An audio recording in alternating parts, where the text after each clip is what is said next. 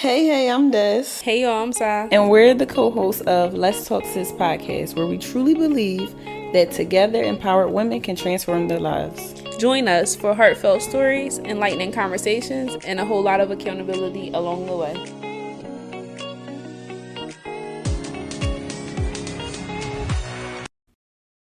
Hey y'all. Hey. We're back with another episode. Yes, we are. We gotta find a new intro because I'm tired of every episode. I feel like a tape recorder. Yeah. I was just listening to a few of our previous episodes from a year ago, and I was like, it's so crazy how we made this like our thing. Yeah. It's crazy though, because when we first started, we used to be like, what is that? Even when I used to say toodles, I still do actually, because I say the same thing at the end. It's like, what is that? Where did that come from? Yeah, like we really made it our thing. Maybe we should keep it then. I don't know. New year, new slogan. Let's start there. I'm really good. I was ready to get into the topic. I'm really excited for this one. But okay. I'm feeling good. I'm a little tired, but how are you? I'm doing good. I feel good. I feel like last night was probably the first night in a few months that I went to sleep at a kind of reasonable time. So I feel pretty good. That's good. Yeah. I love that for you. So, like you said, new year, I'm trying to become better, make better habits. I love that for you.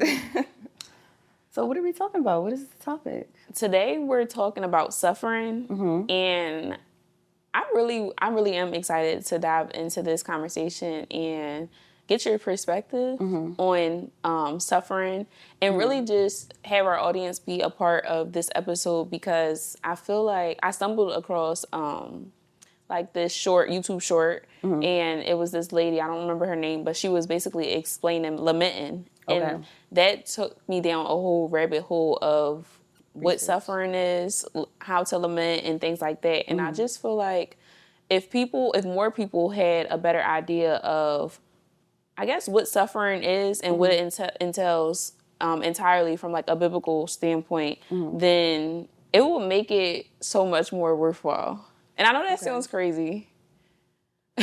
Okay, I'm listening. I know that sounds crazy, but I feel like if we understood the process and the why and the byproduct of it, then we would be more prepared to endure.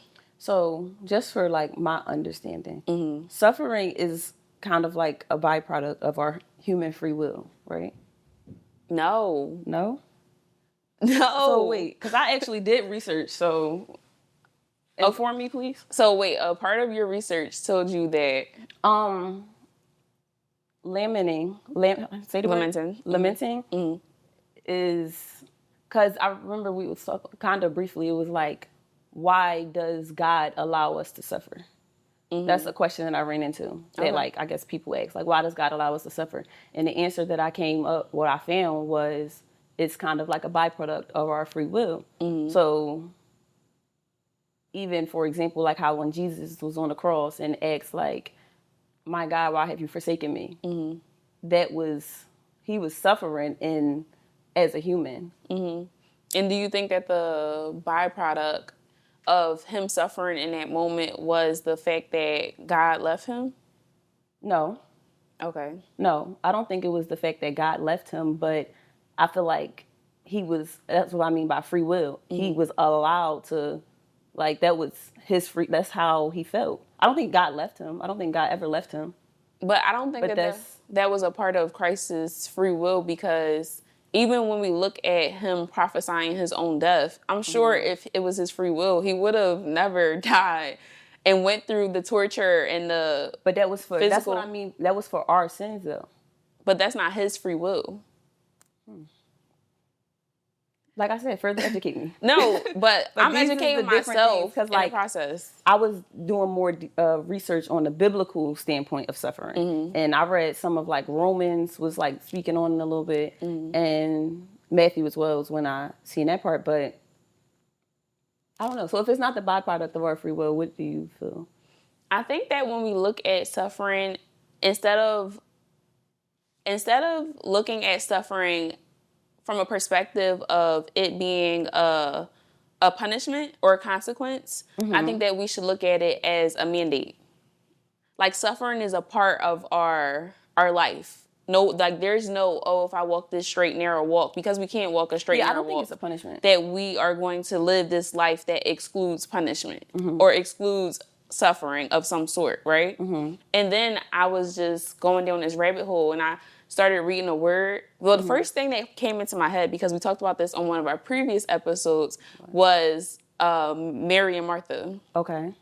And I just read about that because yes, and that was in Matthew. Yeah. And it was so interesting to me that these people who are holy, right? Because they're in the Bible. But it was so interesting to me that they expressed a humanistic experience or frustration to Jesus Christ himself. Yeah.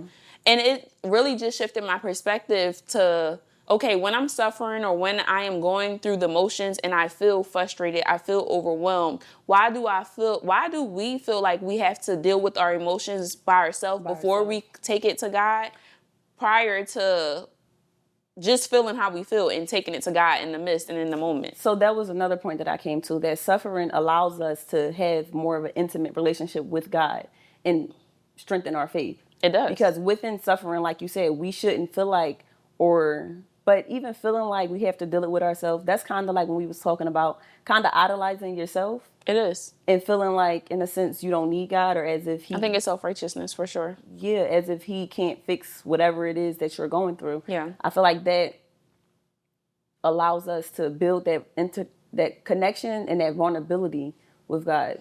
But you got to feel like you got to be able to be vulnerable. Yeah, and I think just to take that a little bit deeper, I think that as believers, we really want to share the same sentiments as Christians or as Christ when it comes to favor and grace and mercy and all of those fruits of the Spirit. But when it comes to the things that don't feel good, the things that come to pressure us, the things that come to engulf the flame that's lit within us, I think that when those things arise, it's really difficult for us to stay connected to the one who causes the problem. Because I feel like in a lot of times when situations arise, it'll be like, oh, the enemy is this, the enemy is that. But sometimes I really feel like we give the enemy too much credit. I do feel like we give the enemy too much credit. And it's something else that I heard like a while ago, and you could tell me if you like counter this or not. Someone also said like how everybody say like, oh, the devil working today or the devil doing this. The devil is not omnipresent. He can't be like doing every single thing, every single place to every single person at one time. Well, I think when people use that saying, it's from a figurative perspective, right? So when people say the enemy is working, it's not because he's omnipresent from that perspective. I think it's because like he will torment your mind. Right. He will plant a seed here. He will allow this to happen. So it's a byproduct of, exactly, it's a byproduct of something, not the fact that he's like messing with it's 8 billion of us, I think, or something like that projected in the world. So and I do want to counter something else you said. You said we give the enemy too much credit and sometimes not who caused it or something like that you said. Do you feel like God causes these bad things, or do you feel like he allows them? I feel like he definitely permits it, for sure. Because even when we look at Job, right, I'm on a break from social media, right? But before I went away, I went through my captions, because my captions, if you've been to my Instagram, is basically where the meat of like my I don't know, the purpose of my following or everything is, right? It's always a story being told in my caption. I went to my birthday last year, actually, my caption, and I swear, when I read Job this time around in April for my birthday last year, it was completely different. You know, because a lot of times if you're not too familiar with the Bible for yourself, you go to church and you hear about Job because we got this whole prosperity teaching that's going on, but you hear about Job and you like, oh, that's the man that got blessed tenfold. That's the man that lost everything and got it back, right? But you never hear about his lamenting. And his lamenting was the fact that I think it was like a good 10 plus chapters, he was so frustrated. And I remember he was livid, okay? He couldn't understand. He was confused, I'm sure. He felt neglected. He was abandoned. He was so many different things. And it's like, nobody talks about what that phase is, what Job was experiencing in that moment. in comparison to the fact that, in the beginning, God allowed Satan to test him, and at the end, he was rewarded tenfold. But nobody talks about that humanistic experience that happens in the middle. And that's the part that matters most, because, like you said, the humanistic experience, that's the part that people can actually relate to, that people can see themselves in, opposed to just the glorified part being highlighted or just the good parts being highlighted. When it's like, I think we talked about this on Bible study as well. Because that's what I feel like everybody, but mostly like I always heard about the Job got blessed tenfold because he stayed faithful. That's all you heard. And then when you actually read the text, it's like, how faithful was he? I mean, he wavered. He was faithful because he took the difference between Job and the average Joe was Job took his frustrations, his confusion, his agony, his pain, everything to God. He was speaking to God. Whereas though the average Joe would be on Twitter tweeting away, on the phone venting away to somebody who's probably going to tell your business or somebody who really doesn't have the airspace. The average Joe wouldn't know how to suffer. Yeah. And I think that diving into this topic, I'm hoping that a lot of our viewers will be able to shift their perspective on what it means to suffer and how to lament, right? Were you about to say something? I was about to add to that, because a huge part of life in all is like, we can't figure it out. Like, a lot of things, most things are not made for us to solve. They're not made for us to handle. They're not made for us to make right. Like, most of the things, many things only God can fix. Like, there's a lot of problems and stuff that we be running, and I'm saying we as in me, for a lot of times I always try to just use this resource, call this person, figure this out. And it's like, no, you need to just sit down, read your Bible, talk to God, and let him figure it out. Just, it's out of my hands type of thing. Yeah. And that's something major, like, I feel like I've been practicing lately, when I keep saying every little thing, because this age 25 has been trial years for me. And every little thing that occurs, I don't stress. I don't be sad. It's just like, don't stress about it if you can't control it, and bring it to God and just leave it at that. Yeah. And have faith that you could just leave it at that. So I guess my question to you will be, what is, just taking it back to the beginning, but what is your idea of suffering? Being vulnerable, being honest, being faithful, crying out and depending on just that, and the relationship between God and me or whatever, strictly on there. Like, suffering is actually allowing yourself to go through it and feel it, but bringing it to God in the midst of it. I feel like that's something I've newly understood or came into the understanding of within not that long ago, because so long for me, I want to say kind of suffering didn't really exist, because I brush everything under the rug. I try to I guess cover up and compress everything, but I realized like you have to suffer to get past. You have to go through things, literally and physically go through them to get through them. Yeah. Which involves sometimes suffering, depending on what the situation is. You got to feel it to get past it or to overcome it. Yeah. That's what I feel like suffering is. What would suffering be to you? I feel like all the adjectives you used to explain suffering was like very, polished. I think when I think of suffering and what it means, I really see someone who is like broken, someone who is being crushed. Like there's this level of endurance or breaking that has to happen. In some cases, I see a visual expression of like something being birthed. I feel like something is always birthed out of a season of suffering. And I think lamenting is taking that suffering and bringing it to God. But I don't think that suffering in its original form is including God in the context of that. Because people can definitely suffer without Christ. And sometimes I be thinking like, if walking with Christ is this difficult, I cannot imagine the reality of those who are choosing to just walk alone. Because it is rough. I think walking with Christ is rough, trying to align it and, you know, I don't want to say when perfect because nothing is perfect. No one is perfect, but like trying to keep that straight line of walking with Christ is rough. Trying to anyway. But I think that having the faith or having faith makes it not as hard. It makes it a teeny tiny bit easier. Having that faith. Okay, I want to challenge your perspective a bit.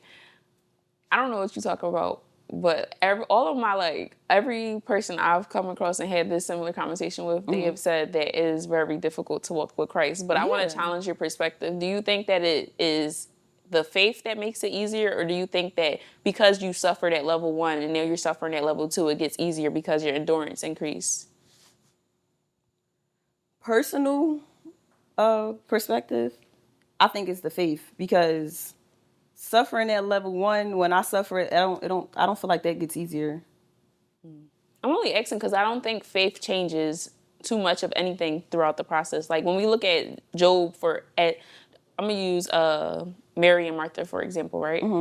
So I remember when when Jesus was traveling, right, and they basically sent for him and was like, the one who you love has died, right? And when Jesus came into the town, this first sister, Martha, I think her response was, if you were here, my brother wouldn't have died, right?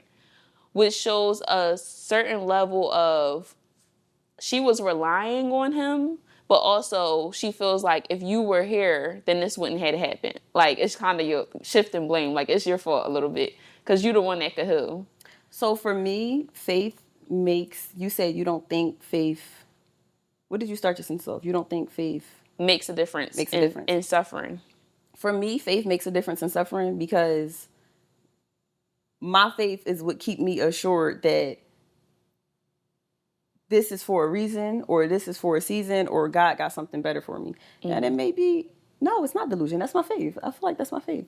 That it's a lot of situations where it's like, God wouldn't allow, like my father wouldn't allow this that deep or that far. Like, I don't know. My faith is what makes it easier for me. Okay. Because in the back of my mind, every little thing that goes wrong or any major suffering that I feel like I've encountered or endured, it was my faith that roped me back together in the end. Okay. That's fair. So I don't know, because I feel like we always dissect each other's thoughts, but part of me feels like you're so fixated on coming out of the situation, maybe that like the future and being out of it and things turning around, that you're not like actually in the process and enduring the like reality of what's happening. And I think that goes back to the initial point that you made, that suffering just became a thing to you. That's what I was about to say. It's a process for me. So the first part of it was not like suffering or not going through it or acknowledging it at all. Yeah. So now that I acknowledge it, it's like, all right, let's wrap this up. What's next? So that's probably why. It's probably a process. I mean, I'm sure it's a process. So maybe my next part of the process will be soaking more into it or further enduring it, I guess. Yeah. I don't know.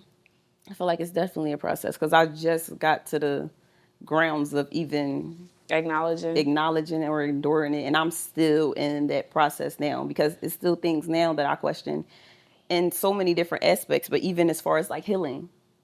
And it's a lot of things that I felt like, oh, I've healed from that. I don't think about that. I don't worry about that.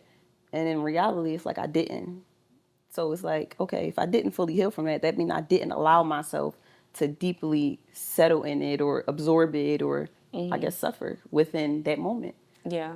It's a process. So if you had to like pull on, I guess, a personal experience, what type of emotions do you feel like you typically experience in a moment of suffering? Hold on. Did the camera hear that? Siri was talking? No, I think it probably like heard Siri when you said it, but it didn't pick it up. Okay, I'm sorry. Could you repeat your question? I don't remember what the question was. You asked, when was a moment that I feel like I've endured suffering, or a moment that I can remember enduring suffering.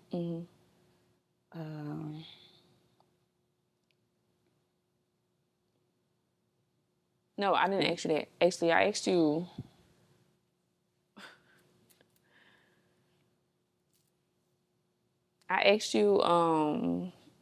What typically, what are some of your personal emotions that are surrounded around suffering? Like when you think of you going through your own personal experiences and just navigating, I guess, what that is like. Different emotions that I feel, only because, again, like I explained my process to you, one of the main emotions I be feeling is confusion. I feel a lot of confusion in the moments of my suffering. And this might sound crazy, but I'm just inviting you all into the way my mind thinks. I'm normally confused because depending on the situation, my main question is like, unfortunately, a lot of the times my main question is like, why does this bother me? Or why does this make me feel this way? Or why does this affect me? Or why do I care? Or something like that. So it's confusion, I guess, within self. And then another emotion, depending on, again, the situation, it could be anger or it can be just sadness. It depends on the situation. But my main emotion during times of suffering is confusion. Yeah. Because when I'm in situations or when I'm going through anything or feeling anything, any like trials and stuff, I'm confused. 9 out of 10 times I'm confused as to like what is even going on right now. I don't know. Mainly confusion though, for sure. How about you? I really don't know. I don't even think I've taken the time to sit and ask myself that question. I know right off of that, piggybacking off of what you said, I think that anger could easily be an emotion. But honestly, I feel like whenever I'm enduring something, I'm at the point in my life, or I'm at the point in my walk, I should say, where emotions are very fleeting for me, right? Okay. Which could be a really good or bad thing. But when it's pertaining to suffering, it's like, I don't know how to explain it, but I really just feel like I'm built for it tough. Like, it sounds crazy to say. So you don't suffer? I definitely suffer, but I think I've came to this place in this walk where I know how to suffer. So when I am going through it, it's very easy for me to stay 10 toes down. Like, I feel like if not any other year, I can't say that, because my first year living in Houston was very rough. But like this past year, I feel like I've endured well. And I keep hearing that from like the people closest to me who are on a similar journey with me. But it's like the amount of things that I went through this year, I feel like could have really broken me. Or if it was someone else who had to walk in my shoes that didn't have the same amount of practice, I want to say, with suffering. I think when you're used to suffering in a sense, because we've all had a hard life. We've all had our hearts are different. We always talk about like how everybody's struggle is different, but I feel like the life that I've had in my adolescent years have really taught me how to suffer. So now that I'm like grown and I'm a woman and I'm being faced with real life things, it almost feels like I've had so much practice with suffering. So my question to that is you said you feel like you stay 10 toes down because basically you recognize it. It's something that you feel like you've endured before. And no, not before, because each experience is completely different. Yeah. But I feel like I figured out a cheat code in the sense of how to endure suffering. And with that being said, it's like I know how to identify what is happening. I know how to position myself spiritually so that I'm not able to crumble or my back doesn't feel like it's against the wall. Even in my moments of lamenting, I don't think it's ever for too long, or if rarely ever, honestly, at this point. It's kind of like, God, I already know, like... So do you not feel emotion? I feel emotion. That's what I'm saying. So what are the emotions that you feel? But I'm saying my emotions are so fleeting that they're never like even if I feel like I started this whole thing off by saying anger would definitely be one, but my emotions are so fleeting when I'm able to identify like, oh, this is a part of the process. I'm not even about to be fixated on anger or confusion or anything like that when I know how to fight. So that's kind of similar to what I was saying with doing what needs to be done next. What needs to be done to But overcome not a next this thing. or get through this or resolve. I don't this think issue. that our experiences or what I took up, what I got from your point of view was the same as mine, because you seemed as if you were so fixated on coming out of something, which is that like I'm fixated on resolving it or getting and I'm fixated on whatever lesson this is, pull it out. Like, okay, this is a part of the process. Like, resolving I'm here. it. No, I'm in the midst of it. Like, I'm not backing down. I'm not crumbling. I'm not crying. I'm not weeping about it, depending on what the situation is, because I'm trying to assess the situation for what it is and really bask in what the situation is so I can take the lesson from it. So I don't have to go through the same, suffer for the same thing twice. Maybe we just not understanding, but I feel like it's the same. It's figuring out what needs to be done to get through or get past it. It's the same thing. Okay. I think you're just using different wording. Okay. But yeah, it's the same thing. Because it's very similar, because you said you feel like from what I said, I don't sit and bask in it. That's very similar to what you said. Like, it's no crying, it's no weeping. It's very similar. I never said that I don't as a similarity. I never said that I don't sit and bask in it. I said I do. No, you said that about. No, I'm saying that's what your response was when I said what I said about me. But I think what most popped out as like a similarity to me was the point of like fleeting emotions. Because nothing feels the same for too long. I think the reasons why we have fleeting emotions may be different with just how we navigate through our situations, but that's a huge similarity. Yeah. Ultimately, I just wish that topics like, I don't know, topics that highlighted more of a humanistic experience that mirror our real life walk and our real life frustrations. I just wish that topics like these were made more accessible. And I don't know, just a part of mainstream media, because I feel like so many people wouldn't feel so taken aback when they were hit with something that's unexpected. And feel like they're the only ones going through it. Yeah. When you say made more accessible, what do you mean by that? Because I feel like everybody is learning a lot through social media. So whether it be like a reel or a short, because honestly, that's all everyone's attention span has to really grasp any type of information. But whenever someone is coming across information, I just wish that type of, context was made more accessible, rather than just talking about favor and grace and mercy and all of those other great, amazing things. But it's kind of just like redundant and it's unrealistic, because that is not what vast of our human experience as a believer is suffering. Do you think, you said you wish topics like this could be made more accessible. Do you think they aren't accessible, or people just aren't even having them? What do you mean? Because when I think of something being made more accessible, that means it's there, but it's not out for everybody to access it. It's like you got to go looking for it. You got to go searching for it. So do you believe that topics like this, talking about the reality and actually enduring trials and tribulations, do you think they should be made more accessible? Or do you think many people should even just introduce these conversations? I feel like a lot of people aren't having these conversations to begin with. I think that there's definitely, I think made more accessible for sure. I think that there's not a lot of people who are having these conversations, like you said, but I think that the conversations are out there, which is why I stumbled across that, however long, I think it was like 6 seconds, 8 seconds, or whatever the case may be, of like what suffering is in context. And it did something to me. Like, I don't know, it struck my curiosity and led me down a whole rabbit hole of like, okay, if this is this in the world, and this is what we know suffering to be in the world, then what does the Bible have to say about it? And I think that a lot of times I find myself doing Bible study solo, right? Because we don't have Bible study anymore. But in my personal time, when I am studying the Bible, it's really just all about me pulling these worldly contexts or phrases and seeing what does God have to say about this, or what's his perspective on this.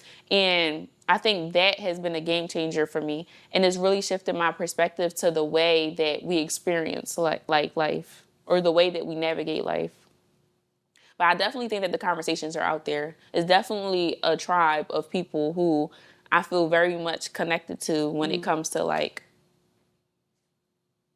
being a believer, being a Christian who isn't religious, and so much like just real discipleship. So, I think that's what's missing, I guess, if I did sum it up.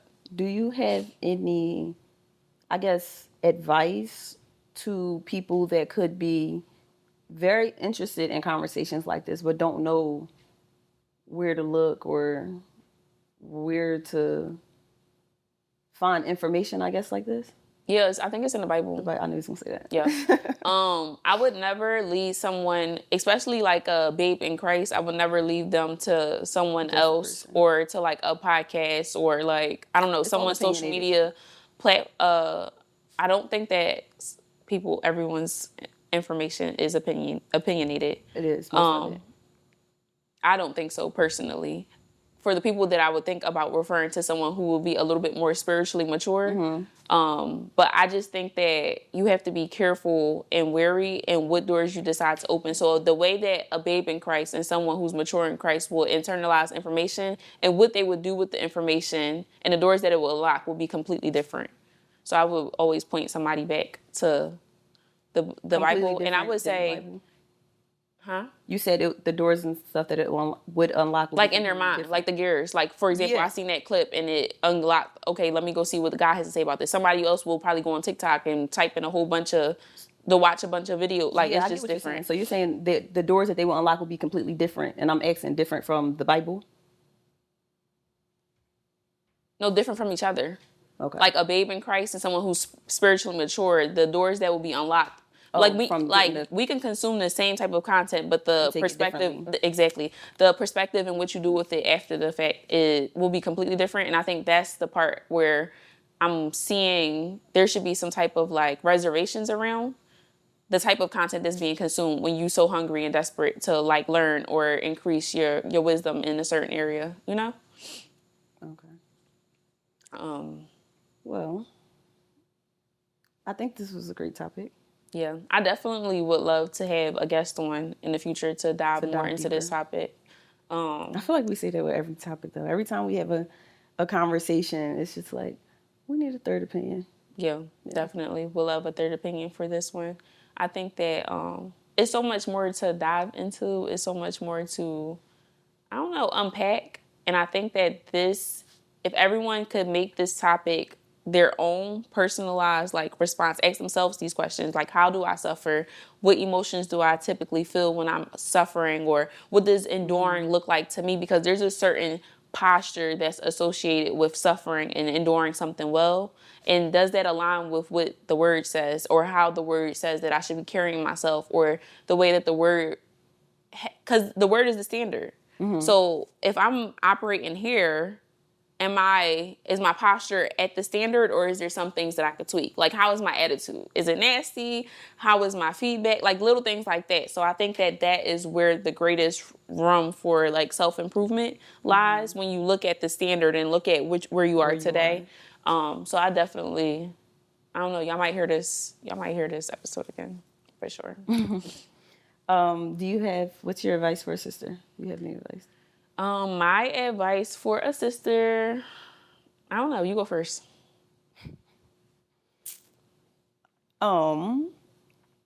My advice for a sister today would be, the first thing that popped in my head was allow yourself to feel. Every time I give advice to a sister, I feel like it's advice for me. But allow yourself to feel whatever it is that you're enduring, whatever season you're in, whatever it is that you're going through, the good and the bad. Meaning, I feel like we so much focus so much on what's next and what's to come and what's the future providing, whereas though we don't spend much time on the now. And like I said, that goes good or bad. So give yourself gratitude, give yourself grace as well. Be happy for how far you've come and stop focusing on, how far you have to go. I'm not saying don't worry about that at all, but don't make that your main thought or your main worry. Just allow yourself to feel, though. Allow yourself to feel where you are. Allow yourself to be in these seasons. You would never experience this day again. You would never experience this age again. You would never experience life as it is today again, honestly. So, yeah, just allow yourself to feel every moment with everything. I think my word of advice would be to get in your Bible. And I think that if I had one goal that I would have to highlight above all my goals for 2024, it would be reading my Bible and not just